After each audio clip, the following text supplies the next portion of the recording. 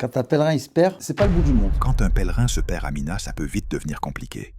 Comment vous gérez ça concrètement?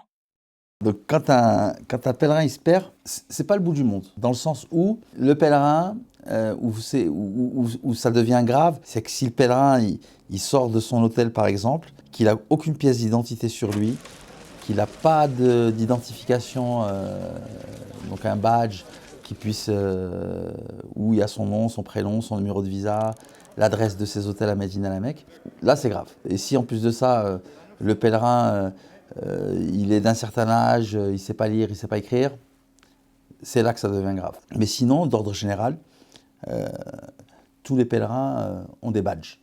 Et ces badges permettent de, certes, les identifier, mais aussi de pouvoir retracer leur parcours. Dans un badge, il y a le numéro du visa. Et donc, n'importe quelle personne des autorités, quand il va scanner le numéro du visa, il saura que ce pèlerin vient avec tel provider, et que ce provider est localisé dans tel endroit, à Minan ou à la Mecque ou à Médine, on sait dans quel hôtel ils sont. On a un contact direct ensuite avec le provider, ce qui fait qu'on arrive à retracer le pèlerin très rapidement. Et donc normalement, dans l'heure où le pèlerin il se perd, on arrive à le retrouver. Nous, essentiellement, les gros problèmes où on avait des gens qui se perdaient à l'époque, c'était quand c'était des gens d'un certain âge et on avait une année, on avait un pèlerin qui était atteint de la maladie d'Alzheimer. Là, c'est très grave, parce que là, il ne peut pas s'identifier, il ne peut pas...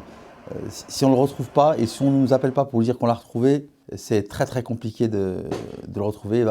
Il va falloir aller demander aux autorités, d'arriver, d'aller même vérifier dans les morgues du pays pour voir si la personne n'est pas décédée dans une bousculade, etc. Enfin, bref, on a d'autres moyens. C'est là que ça devient difficile en fait. C'est quand le pèlerin il n'a pas pris son badge et qui, comme là en l'occurrence il était atteint d'une certaine pathologie, qui a fait que bon, ça peut aggraver les choses. Mais d'ordre général, et aujourd'hui, à l'ère de l'Internet et de la connexion, perdre un pèlerin, on ne peut pas appeler ça une perte en tant que telle, c'est juste une déconnexion en fait. Quand un pèlerin il se perd à Minen, là aussi, c'est pareil. À partir du moment où il est identifié, c'est très simple, parce que les camps de Minen sont très bien à la fois desservis et localisés. C'est-à-dire qu'on sait qui est où et quel provider est où. Donc là aussi, c'est pareil, c'est très rapide. Il y a la journée d'Arafat. Des fois, on a des gens qui sont dans le camp d'Arafat et qui vont vouloir, dans l'après-midi, aller sur le mont Rahma. Quand un pèlerin se perd à Arafat, aussi, ça peut être compliqué.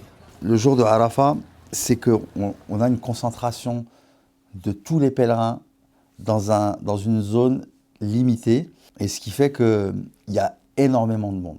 S'ils ont un petit manque d'inattention ou quoi, ils peuvent vite se perdre dans le sens où ils ne retrouveront pas le chemin pour retourner à leur camp. Et là, ça peut être embêtant parce qu'on est pris par le temps.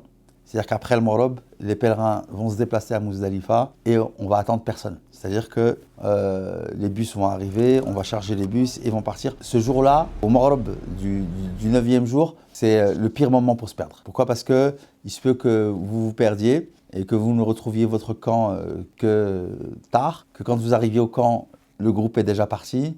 Donc il va falloir vous aussi partir donc à Muzdalifa et retrouver le groupe à Muzdalifa. Et surtout s'il n'est pas joignable, si le pèlerin n'a pas de téléphone, c'est vraiment le moment le plus critique. C'est de se perdre le jour de Arafat. Donc voilà, concrètement, comment on gère ça, hein, c'est déjà, donc on alerte les autorités en leur disant voilà, on cherche telle personne. Donc tout de suite, on fait le lien avec les gens qui sont perdus, qui se sont déclarés perdus, et on essaye de...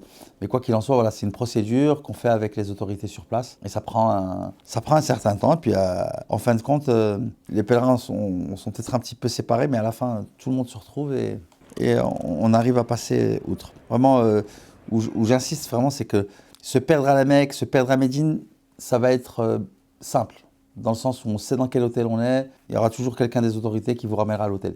Mais c'est le Minan Arafat, c'est un petit peu plus critique. Mais bon, alhamdoulilah, ça se combine bien à la fin.